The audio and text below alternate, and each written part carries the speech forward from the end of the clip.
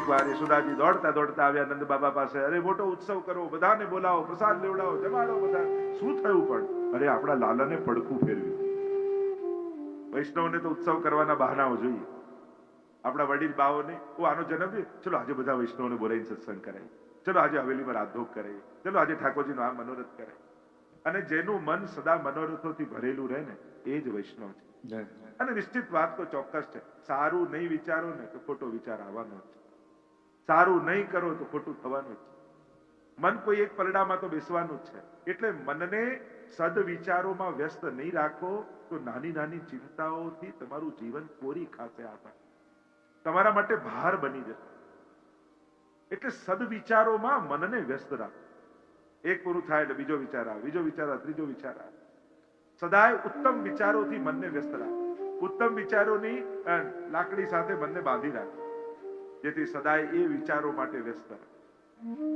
અહીંયા બધાને બોલાવ્યા છે, બધી જ સુંદર સુંદર સામગ્રીઓ બની રહી છે, અને એટલી વ્યસ્તતા છે કે ભગવાનને એક શકટ, એક ગાડું હતું, એની નીચે પલ્લું બનાવી પધરાવી દીધું. અને જે રસ બનતા જાય, સામગ્રી બનતી જાય, ગાડા પર મૂકતા જાય. આધ્યાત્મિક અર્થ કર્યો ગાડું એટલે સંસાર, બંને પૈડા એટલે સ્ત્રી પુરુષ. અને સંસારના ગાડામાં રસોને ઉપર અને ભગવાનને નીચે રાખો તો ભગવાનને ક્યાં ગમવાનો? પ્રભુ ભક્તના ચિત્તને સંસારમાં ડૂબવા નહીં દે. તમને સંસારમાં ભગવાન આસક્ત નહીં થવા, કારણ કે તમારું કલ્યાણ કરવા ભગવાન ઈચ્છે. તમે ગમે તેટલા સફળ થઈ જાઓ, સિદ્ધિના શિખરે પહોંચી જાઓ, પણ જો દૈવી જીવ છો ને તો તમને એમાં સંતોષ નહીં આવે. એમ લાગે કે આ બધું મેળવ્યા પછી આ ખાલીપો શેનો છે? ત્યારે મહાપ્રભુજીના વચન યાદ આવશે, પુષ્ટિ કાયેન નિશ્ચય. ભગવાને તને ભક્તિ કરવા માટે પેદા કર્યો, પોતાના શ્રીઅંગમાંથી પ્રગટ કરી પોતાના શ્રીઅંગની સેવા માટે સર્જ્યો છે. અને જ્યાં સુધી તું એ ભક્તિમાં નહીં લાગે ત્યાં સુધી તારા હોવાનો ઓડકાર તને નહીં આવે, તારા જીવનની તૃપ્તિનો અહેસાસ તને નહીં થાય. એટલા માટે જે દૈવી જીવ છે એને એના જીવનનો પરમ સંતોષ તો ભગવદ નામ અને ભગવદ સેવામાં જ મળશે. અહીંયા સંસાર ગાડા ભગવાને જોયું ને પોતાના ચરણનો પ્રહાર કર્યો, શકટ તોડ્યું, રસોને ઢોળી દીધા. પણ ઢોળવાનો ઉદ્દેશ્ય નહોતો, ભક્તોનું મન ભગવાનમાં રહે એ ઉદ્દેશ્ય. મહાપ્રભુજી આ સમજાવ્યું સુબોધીમાં, વ્રજભક્તોની લૌકિક આસક્તિનો ભગવાને નાશ કર્યો. પ્રભુ છે ને તમને સંસારમાં બહુ આસક્ત નહીં થવા. એટલે જ વૈષ્ણવે હંમેશા એ વિચાર્યું, જો સંસારના લોકો બધા અનુકૂળ છે તો એમ માનવું કે ઠાકોરજી ઈચ્છે છે કે બધાની સાથે પ્રભુની ભક્તિ કરે. અને બધા વિરોધમાં છે ને કોઈ કયામાં નથી તો એમ માનવું ઠાકોરજી મને અનાસક્ત બનાવી રહ્યા છે. ક્યાંક મારું મન આ લોકોમાં ફસાઈ ન જાય એટલે એ લોકોનું જ મન મારામાંથી ઉઠાવી દીધું. કારણ કે હું આ બધાના માંથી મન કાઢી શકું એવો સમર્થ નહોતો. એટલે પ્રભુએ મારા પ્રત્યેનો સ્નેહ જ આમના હૃદયમાંથી લઈ લીધો. જો બધા પ્રતિકૂળ છે તો માનો પ્રભુ અનાસક્ત બનાવવા માંગે. જીવનની વિપરીતતામાં પણ જે સારો સાર કાઢતા શીખી જાય ને એ જ વૈષ્ણવ છે. ઘટનાઓ તો સારી ને ખોટી બધાના જીવનમાં બનવાની, પણ સાર સારો કાઢવાનો. બનેલી દુર્ઘટનામાં પણ પોતાના હિતનો વિચાર જે કરી શકે કે આમાં પણ ઠાકોરજી મારું કંઈક સારું વિચાર્યું હશે એ જ વૈષ્ણવ છે. બાકી રડવાનો અને ફરિયાદ કરવાનો કોઈ અંત નથી. સારો સાર કાઢતા છે. ભગવાનની જેવી ઈચ્છા એમની ઈચ્છા હું જાણી શકતો નથી, પણ એ ભરોસો મને છે કે પ્રભુ મારા માટે ક્યારેક ખોટું નહીં વિચારે, મારા માટે ભગવાન ક્યારેક ખરાબ નહીં વિચારે. પ્રભુએ શું વિચાર્યું એ આપણે નથી જાણતા, કેમ વિચાર્યું એ નથી જાણતા, પણ એ જાણીએ છીએ મહાપ્રભુજીની આજ્ઞાથી કે પ્રભુ ભક્તોનું હંમેશા ભલું જ કરે, એ ભક્તોનું અહિત નથી કરતું. આપણા ધાર્યા પ્રમાણે થાય અને એ પ્રમાણે જીવન ચાલે. આ તો મેચ ફિક્સિંગ કહેવાય. તમે પરિણામ નક્કી કરો ને પછી રમવા જાઓ તો મેચ ફિક્સર કહેવાય. તમે તમારી લાઈફના મેચ ફિક્સર ન બનો. રમત તો રમવાની છે અને પરિણામ નક્કી ન હોય ત્યારે જ રમવાની મજા આવે. પણ નક્કી જ હોય કે આજ જીતવાના છે, બધું ગોઠવેલું જ હોય, પછી રમવાનો આનંદ ના આવે કારણ કે પરિણામ ખબર. એમ ભગવાનનું આ એક રમતનું મેદાન છે. દરેક વખતે કોઈ નવા પ્રશ્નો જીવનમાં સામે છે અને આપણે પ્રશ્નોના સમાધાન શોધી અને આગળ વધી જવા. અહીંયા ચકટ ભંજન કરી લૌકિક આસક્તિનો નાશ કર્યો. એકવાર યશોદાજીની ગોદમાં લાલન હતા, તૃણાવર્ત આવ્યો વંટોળિયાના રૂપમાં. થયું કે કૃષ્ણને ઉપાડી જાઉં કંસ પાસે. ભગવાને એટલું બધું વજન વધાર્યું કે યશોદાજી ઉચકી ન શકે, નીચે પધરાવી દીધા. એટલા ભાર ધારણ કરી લીધો ભગવાન. જો ભગવાન ભાવરૂપ છે, ભારરૂપ નથી. અને ભાવરૂપ પરમાત્મા જયારે ભારરૂપ લાગવા માંડે ને ત્યારે માનવું કે આ તૃણાવર્તે આપણા જીવનમાં પ્રવેશ કરે છે. પ્રભુ તો આપણો આનંદ છે, પણ જે દિવસે પ્રભુ પધરાયા પછી પણ એમ લાગે ઓ ઠાકોરજી પુષ્ટાવી લીધા, હવે તો સવારે જાગવું પડશે, સામગ્રી કરવી પડશે, ભોગ ધરવા પડશે, ઓઢાવવા પડશે, આમ પ્રભુનો આનંદ પણ ભાર લાગવા માંડે તો માનજો કે તૃણાવર્ત રજોગુણની આંધી જીવનમાં આવે. અને રજોગુણ જ્યારે હાવી થઈ જાય, પ્રભાવી થઈ જાય, ત્યારે તમારા હાથમાંથી પુણ્યો ઝૂંટવી લે, સત્કર્મો ઝૂંટવી લે. કામ એશ ક્રોધ એશ રજોગુણ સમુદ્ભવ મહાશનો મહાપાપમાં વિદ્યેન મિહ વૈરિણ. ભગવદ ગીતામાં અર્જુન પૂછે છે કે માણસને ખબર છે કે આ પાપ છે, છતાંય પાપ કેમ કરે? કયું એવું બળ છે કે માણસ પાસે પરાણે પાપ કરાવે? અને ત્યારે ભગવાને કહ્યું આ રજોગુણ છે ને, કામ એશ ક્રોધ એશ રજોગુણ સમુદ્ભવ. આ રજોગુણથી ઉત્પન્ન થયેલા કામ ક્રોધ એ જ માણસને પાપમાં પ્રવૃત્ત કરાવે. બાકી દરેકને દુનિયામાં ખબર હોય છે કે શું કરાય શું ન કરાય, છતાંય ન કરાય એ થઈ જાય છે, કરવું જોઈએ થતું નથી. આ અફસોસ તો દરેકને રહે છે, જીવનમાં દરેકને અફસોસ છે. આ રજોગુણ છે જે પ્રેરે. તો આ તૃણાવર્ત એ રજોગુણ રૂપ છે. ભગવાને ઉદ્ધાર કર્યો, ભક્તોમાંથી રજોગુણ હટાવી દીધો. અનેક પ્રકારની લીલાઓના વર્ણન આવ્યા છે. પ્રભુ કૃપા કરી રહ્યા છે વ્રજભક્તો ઉપર. વસુદેવજીએ મોકલ્યા છે ગર્ગજીને, કહ્યું કે મારા બાળક વ્રજમાં છે, એ બંનેના નામકરણ કરીને આવો. છે નંદ બાબાને ત્યાં, પણ છે તો વસુદેવજીના. ગર્ગજી આવ્યા છે, નંદ બાબાને કહ્યું કે બાળકોના નામકરણ કરવા છે. અને બાબાએ કહ્યું કે તમે રોહિણીજીના બાળકનું કરો, વસુદેવજીના બાળકનું કરો નામકરણ, એ તો ઠીક, પણ મારા બાળકનું નામકરણ કરો અને કંસને ખબર પડે તો નારાજ થાય. ગર્ગજી જાણે છે કે આ તો છે તો વસુદેવજીના જ બાળક. વસુદેવજીને કહ્યું, આ ગર્ગજીએ કહ્યું કે કોઈને ખબર નહીં પડે એ રીતે ગૌશાળામાં નામકરણની વિધિ કરી. જો આપણે ત્યાં 16 સંસ્કાર છે. હિન્દુ ધર્મની વિશેષતા 16 સંસ્કારથી છે. દરેક વસ્તુની વિધિ કરવામાં આવે અને એનો આગ્રહ પણ આપણે રાખવો જોઈએ. જ્યારે જ્યારે આ બધા વિધિ વિધાનો કરવાના આવે ત્યારે એનો આગ્રહ રાખીને કરવો જોઈએ. પ્રાકૃત જીવને સંસ્કૃત બનાવવામાં આવે. જેમ ઝાડમાં લાકડું હોય પ્રાકૃત કહેવાય, પણ એનાથી ખુરશી બનાવો તો એને સંસ્કૃત કહેવાય, એ ઉપયોગી થઈ ગયું. એમ જ પ્રાકૃત જીવને સંસ્કૃત કરવાની આ વિધિ છે, નામકરણ વિધિ. નામ બહુ મહત્વનું. વેસ્ટર્ન કલ્ચરમાં એમ કહેવાય what is in a name, કે નામમાં શું રાખ્યું, શેક્સપિયર કહે છે. અને આપણે ત્યાં તો કહ્યું કે નામમાં જ બધું છે. કલયુગ કેવલ નામ આધાર. તુલસીદાસજી પણ કહ્યું કલયુગમાં નામ બહુ મહત્વ. અને એટલા માટે ભગવદ નામનો આશ્રય. જો સ્વરૂપ છે ને એ પતંગ જેવું છે, નામ છે દોરી છે, પણ દોરી તમારા હાથમાં હોય ને પતંગ આકાશમાં હોય તો તમે શું કહો? પતંગ મારી પાસે છે. અરે એ તો આકાશમાં છે, પણ દોર તમારા હાથમાં છે તો પતંગ તમારા હાથમાં જ કહેવાય. એમ ભગવાનનું નામ જો તમારા મુખમાં છે તો ભગવાન પણ તમારી પાસે જ છે, તમારા હાથમાં જ છે. આ માળા જ ઉપરના તાળા ખોલવાની ચાવી છે. એટલા માટે દરેકના હસ્તમાં, મારી તો ઈચ્છા પણ એ છે કે જેમ ગ્રંથોત્સવ કરીએ છીએ એ પ્રમાણે ગૌમુખીનો પણ ઉત્સવ કરો. ઘરે ઘરે ગૌમુખી માલાજી સાથે પધરાવા અને બધા લોકો ભગવત નામ લેતા થઈ જાય એવું એક અભિયાન પણ કરો. આ ગ્રંથોત્સવ પૂરો થશે પછી આપણે ગૌમુખી અભિયાન કરીએ.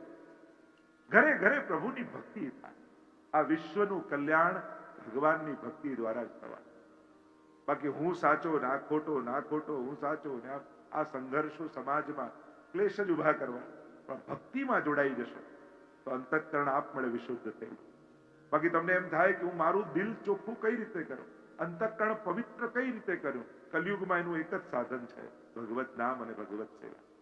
જે દિવસે એ સમજ પેદા થશે હું ભગવાનનો છું અને એ જાગૃતિ સાથે જીવવા લાગશો ને અંતઃકરણ આપમેળે પવિત્ર થઈ. પણ હું સંસારનો છું આવું વિચારશો તો રાગ, દ્વેષ, ક્રોધ, લોભ, ઈર્ષા આ બધું જ તમને ઘેરી લે. પહેલા પોતાની જાતને પવિત્ર કરવાનો પ્રયાસ આપણે બધા જ કરીએ. દુનિયા તો આપમેળે સુધરી જશે, આપણે આપણી જાતને સુધારવાની ચિંતા કરીએ. અહીંયા ભગવત નામ કરણ કરવામાં આવી રહ્યું છે. ગર્ગજી આવ્યા છે, ગૌશાળામાં બધી તૈયારી કરી છે. પહેલા દ્રષ્ટિ પડી રોહિણીજીના ખોળામાં રહેલા દાઉજી તરફ અને ગર્ગજી બોલ્યા આ સર્વને આનંદ આપનારો થશે, બલમાં સર્વથી અધિક થશે એટલે આનું નામ હું બલરામ રાખું છું. બોલીએ બલરામજી મહારાજ કી જય. અને હવે દ્રષ્ટિ પડી યશોદાજીની ગોદમાં. કમળના પાંખુડીઓ જેવા મોટા મોટા નેત્રોને ડબડબાવતા પ્રભુ ગર્ગજીની સામે જોવા લાગ્યા. અને ગર્ગજીએ જાણે સુંદર મુખારવિંદને જોયું. સમજાઈ ગયું કે આ સૌંદર્ય કોઈ લૌકિક નથી, આ તો ઈશ્વરનું સૌંદર્ય છે. આ તો અલૌકિક અને અપ્રાકૃત સૌંદર્ય છે. આમનું નામ હું શું રાખું? આ તો દરેક યુગમાં આવે છે, દરેક યુગમાં જુદા વર્ણ અને રૂપને ધારણ કરીને આવે છે. આમને જોતા જ મારું મન કર્ષિત થઈ રહ્યું છે, ખેંચાઈ રહ્યું છે. એટલે એમનું નામ હું કૃષ્ણ રાખું છું. બોલો કૃષ્ણ કનૈયા લાલ કી જય. કર્ષતી ઇતિ કૃષ્ણ, જે કર્ષણ કરે કૃષ્ણ, નામથી, રૂપથી, લીલાથી, ગુણથી, ધામથી, જે પોતાની તરફ ખેંચે એ જ કૃષ્ણ. કૃષ્ણ જેવું લોહી ચુંબક આ દુનિયામાં બીજે ક્યાંય નથી. એકવાર એના પ્રેમમાં પડ્યા ને પછી મન ક્યાંય નહીં રહે, કોઈનું નહીં.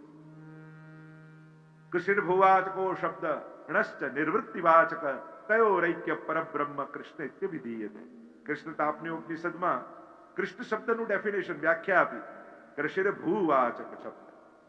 કૃષ્ણ એટલે સત્તા, સર્વત્ર જેની સત્તા. કેવી? કૃષ્ણ આનંદવાચક, આનંદ રૂપ સત્તા જેની સર્વત્ર વ્યાપેલી છે એ જ કૃષ્ણ છે. કૃષ્ણ શબ્દ નામકરણ કર્યું છે. અનેકવિધ લીલાઓના વર્ણન આવ્યા. પ્રભુ હવે ધીમે ધીમે મોટા થવા લાગ્યા. બાલ લીલાઓનું વર્ણન આવ્યું. ઘૂંટણીએ ચાલતા પ્રભુ થયા, ચરણમાં નુપુર ધરાવ્યા અને છમ છમ છમ છમ છમ છમ કરતા હવે નંદાલયના આંગણામાં ફરવા લાગ્યા. પ્રભુ તો બધાના મનોરથોને પૂરા કરવા માટે પધાર્યા છે. ગોપીજનો બપોરના સમયે પોતાના બધા જ કાર્યોથી નિવૃત્ત થઈ અને આવી જાય નંદાલયમાં. કુંડાળું કરે અને લાલનને વચ્ચે મૂકે, લાલનને વચ્ચે રાખી અને જુદા જુદા ખેલ કરાવે. હવે તો લાલન થોડા મોટા થયા, સરખા ગુવાળિયાઓ મળી ગયા. ટોળી બનાવી, નક્કી કર્યું કે જે મળે વાટીને ખાવાનું. માખણ મળે તો માખણ ને માર મળે તો માર. અને હવે તો ફરિયાદો આવવા લાગી. રોજ સવાર પડે બધા ગોપીજનો આવી જાય નંદાલયના આંગણામાં. અરે યશોદા બહાર આવો, સમજાવ તારા લાલનને. વત્સાન મુંચન ક્વચિત સમયે ક્રોશ સંજાત હાસ.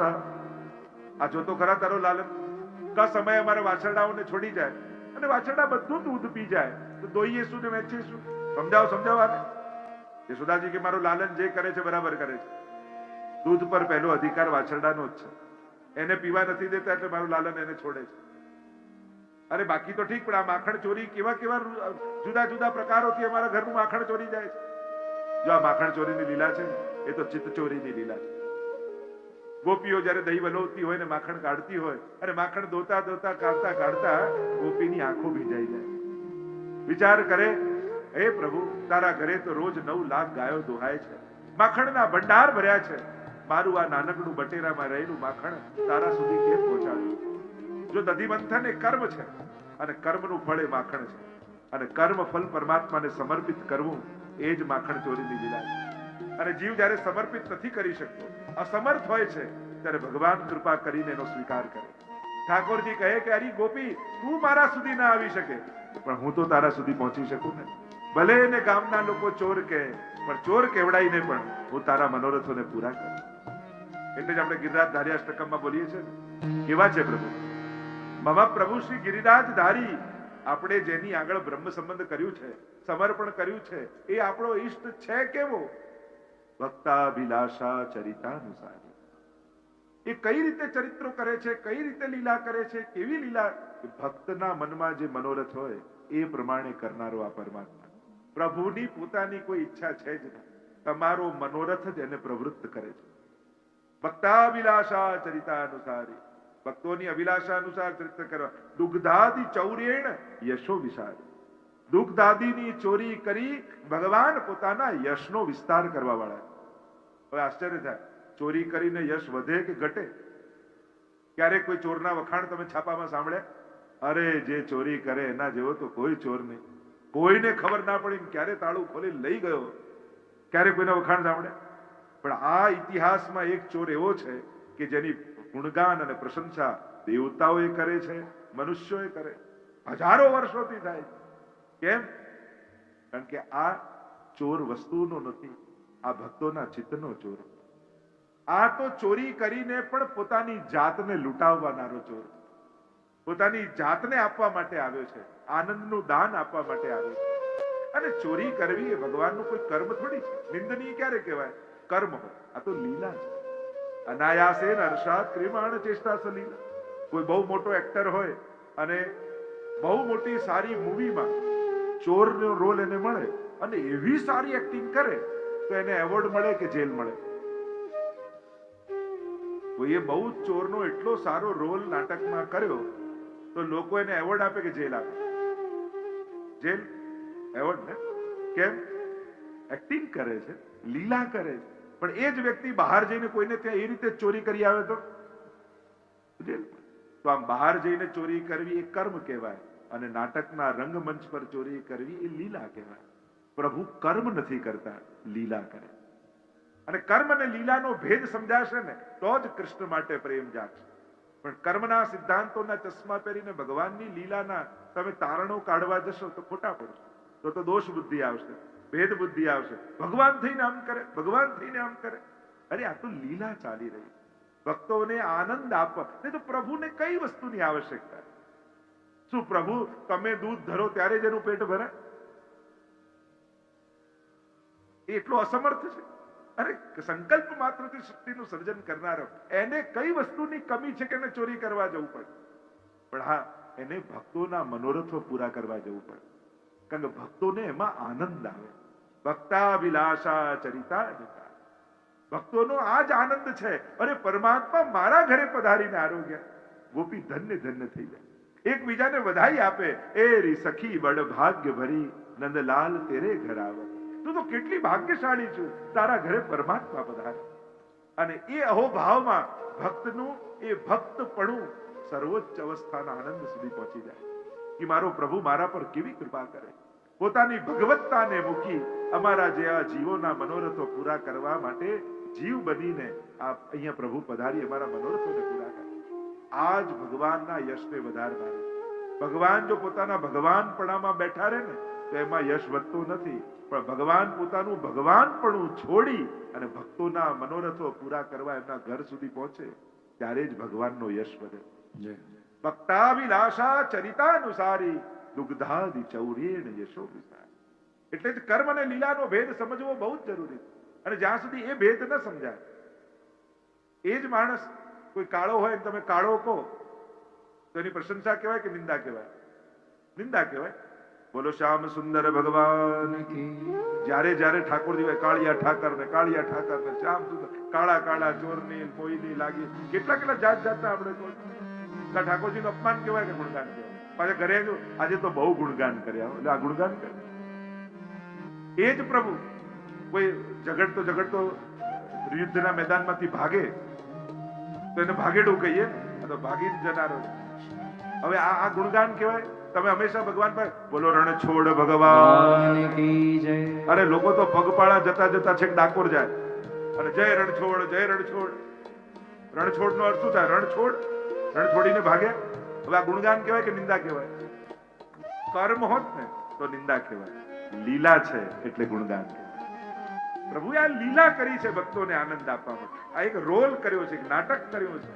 અને એટલા માટે પ્રભુનું જે સંસારમાં નિંદાત્મક વચનો છે એ પણ પ્રભુ માટે સ્તુત્યાત્મક થઈ જાય છે.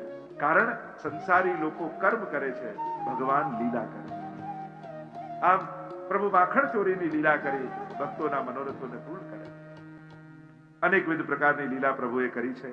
એકવાર ઠાકોરજી બ્રહ્માંડ ઘાટ પર ખેલી રહ્યા હતા અને ખેલતા ખેલતા માખણનો લોંદો માટીનો ગોળો બનાવી મોઢામાં મૂકી દીધો મોઢામાં.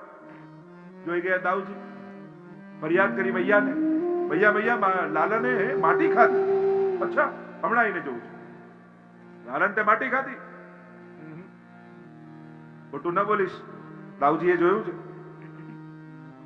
બતાવ મોઢું. પ્રભુ બોલ્યા આ બધા ખોટું બોલી રહ્યા, મેં નથી ખાધી. અહીંયા બધા વિદ્વાનો, આચાર્યો, મહાપુરુષોને થઈ જાય, ભગવાન કોઈ દિવસ અસત્ય બોલે? માટી મોઢામાં મૂકી છે, બધાએ જોઈ છે, પછી ખોટું કેમ બોલે છે? અને ખોટું બોલે પરમાત્મા કેમ કહેવાય? કે ભગવાન તો સત્ય વ્રતમ સત્ય પરમ ત્રિસત્યમ સત્ય સયોની નિહિતમ તે સત્ય. એ તો સત્યવ્રત છે, અસત્ય નીકળે નહીં.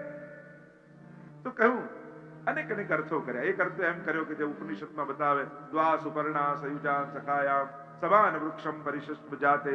ઉપનિષદમાં એક ચિત્ર બતાવ્યું ને, એક ડાળ પર બે પક્ષી બેઠા છે, એક ખાટા મીઠા ફળ ખાય છે અને સુખ દુઃખનો અનુભવ કરે છે, અને બીજો દ્રષ્ટા ભાવે એને જોવે છે. એક ખાટા મીઠા ફળ ખાનારો જીવાત્મા છે, દ્રષ્ટા ભાવે જોનારો પરમાત્મા. એ ભોગતા નથી, દ્રષ્ટા છે. એટલે કે હું ખાતો નથી, હું દ્રષ્ટા છું.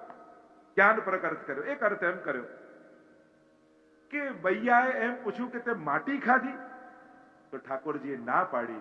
કારણ કે ઠાકોરજી કહે, મૈયા આ વ્રજ રજ છે, આ માટી નથી. તું વ્રજ રજને માટી માને છે? મુક્તિ કહે ગોપાલ સો મેરી મુક્તિ બતાए, और વ્રજ રજ ઉડી મસ્તક લગે તો મુક્તિ મુક્ત થઈ જાય. આ તો મુક્તિને પણ મુક્તિ આપે એવી વ્રજ રજ છે. અને વ્રજ રજને તું સાધારણ માટી ન માનીશ. મેં માટી મોઢામાં નથી. ત્રીજો અર્થ એમ કર્યો કે પ્રભુ જે કહે છે સાચું કહે છે. પ્રભુએ માટી ખાધી નથી, પણ ખવડાઈ છે. ખવડાઈ છે, પ્રભુએ મોઢામાં તો મૂકી. તો કે જ્યારે પૂતના બધા વ્રજવાસીના બાળકોના પ્રાણ લેતી લેતી વ્રજમાં આવી ને, અને ભગવાને પૂતનાના પ્રાણોનું કર્ષણ કર્યું, ત્યારે પૂતનાની ભીતર રહેલા વ્રજવાસીના બાળકોના પ્રાણ પણ ભગવાને પોતાની અંદર લઈ લીધું. અને વ્રજવાસીના બાળકોએ કહ્યું કે પ્રભુ, અમારો વ્રજમાં જન્મ તો થયો, પણ વ્રજની મહત્તા જેનાથી છે એ છે વ્રજ રજ. અને વ્રજમાં જન્મ લેવા છતાં અમે વ્રજ રજથી વંચિત રહી ગયા. પ્રભુ આપ કૃપા કરો અને વ્રજ રજનો અમને આસ્વાદ કરાવો. અને આમ જ્યારે વિનંતી કરી ત્યારે ઠાકોરજીએ માટી મોઢામાં મૂકીને ખાધી નથી, પણ વ્રજ બાળકોને ખવડાવી છે. અને વ્રજ રજની મહત્તા છે. વ્રજમાં રજ વિશેષ છે. એ યમુનાજીનો તટ હોય, એ ગિરિરાજજી હોય કે વૃંદાવન. વ્રજ રજ में लोटक गोविंद कुंड में नहिए, तरेटी श्री गोवर्धन की रही. ગિરિરાજજીની તરેટીમાં પણ વ્રજ રજની વાત થાય. લોકો દંડવતી પરિક્રમા કરે તો કે ઇન્દ્રની જેને ક્ષમા માંગવા માટે ન કરીએ, પણ વ્રજ રજ में લોટક, અમારા રોમ રોમમાં વ્રજ રજનો સ્પર્શ થાય એ ભાવ આપણે થાય. એ જ યમુનાજીના તટમાં મુરારી પદ પંકજ સ્ફુરદ અમંદ રેણુ ઉત્કટામ, જ્યાં જલ કરતા પણ રજ અધિક છે એવા શ્રી યમુનાજી છે. અને વૃંદાવનની રજ જ્યારે ઠાકોરજી ગૌચારણ કરતા કરતા પધારતા હોય, આખું શ્રીઅંગ વ્રજ રજથી મંડિત થયું હોય છે. શ્યામ પણ ગૌર વર્ણના ઠાકોરજી લાગે, અને આખું શ્રીઅંગ વ્રજ રજથી આપ્લાવિત થઈ ગયું. પ્રભુ આપના ચરણારવિંદના દર્શન કરવા છે. પ્રભુએ પૂછ્યું, કયા ચરણારવિંદ? એ કાલિય નાગની ફણા ઉપર નાચતા હોય એ કયા ચરણારવિંદ? એ માખણની ચોરી કરવા માટે દોડતા હોય એ કયા ચરણારવિંદ? જે રાસમાં ગોપીઓ સાથે થઈ થઈ થઈ થઈ કરીને નાચે એ ચરણારવિંદ? ગોપાલદાસ કહે, એમાંથી એકે નહીં. અમારે તો કયા ચરણારવિંદના દર્શન કરવા છે? ગાયોની પાછળ પાછળ જતા, ગાયોની ખુરજ જે ઉડીતી હોય અને આપના આખા શ્રીઅંગમાં મંડિત થતી હોય, અને એવા સ્વરૂપના જ્યારે અમે દર્શન કરીએ ત્યારે ત્રુટિર યુગાયતે ત્વામ પશ્યતામ કુટિલ કુંતલમ શ્રી મુખંચતે જડ ઉદીક્ષતામ પક્ષ્મકૃતૃષા. ત્યારે પાપણ બંધ થાય ને બ્રહ્માએ અમને જડ લાગે એવા સુંદર આપ લાગતા હોય. અહીંયા પ્રભુએ વ્રજરજ આરોગી, યશોદાજીએ કહ્યું મોઢું ખોલ, અને પ્રભુએ જ્યાં મુખ ખોલ્યું સમગ્ર બ્રહ્માંડના દર્શન થયા. બ્રહ્માંડમાં પૃથ્વી, પૃથ્વીમાં ભારત વર્ષ, ભારત વર્ષમાં બ્રજમંડલ, બ્રજમંડલમાં બ્રહ્માંડ ઘાટ, અને એમાં યશોદાજી પોતાને ઉભેલા જોયા. ચક્કર આવી ગયા. અરે આ કોઈ દેવની માયા છે, યા મારું બાળક બાળક નહીં પણ ઈશ્વર છે. અને જો આ ઈશ્વર હોય તો મેં તો કેટલા દોષ કર્યા, અપરાધ કર્યા. આને ભોજન નથી આપ્યું, આને વઢી છું, આને માર્યો છે, તો મારા જેવું પાપી કોણ? અરે આને તો સોનાના સિંહાસનમાં પધરાવીને આની રોજ પૂજા કરવી જોઈએ. પ્રભુને થયું કે આ તો ગડબડ થઈ ગઈ. વ્રજમાં તો હું સેવાના સુખ લેવા માટે આવ્યો છું, ને મૈયાને પૂજા કરવાના વિચાર આવે. વૈષ્ણવી માયાનું આવરણ કર્યું અને ફરી બાલભાવ આપી દીધું. જો પુષ્ટિ માર્ગમાં એટલે જ મહાપ્રભુજી આજ્ઞા કરીને ઈશ્વર ભાવે ભજો એમ નથી કહ્યું. શું કહ્યું? સર્વદા સર્વ ભાવેન ભજનીયો વ્રજાધિપા સસ્યાયમેવ ધન. એટલે કે સાધારણ ભાષામાં તમને આ વાત સમજાવું તો કે તમે જે પ્રેમને ઓળખો છો ને એ જ પ્રેમ પરમાત્મા લગાવી. ભગવાન માટે કોઈ આકાશમાંથી ઉતારીને બીજો પ્રેમ લાવવાની જરૂર નથી, કારણ કે એ આપણા માટે કઠિન છે. આપણે કયા પ્રેમને ઓળખીએ? આપણે આપણા બાળકને જે પ્રેમ કરીએ ને એ ઓળખીએ. આપણે આપણા પિતાને પ્રેમ કરીએ, ઓળખીએ. આપણે આપણી માને પ્રેમ કરીએ, ઓળખીએ. આપણે આપણા સ્વજનોને પ્રેમ કરીએ, એ પ્રેમને. તો આ પ્રેમ તો આપણી ભીતર છે.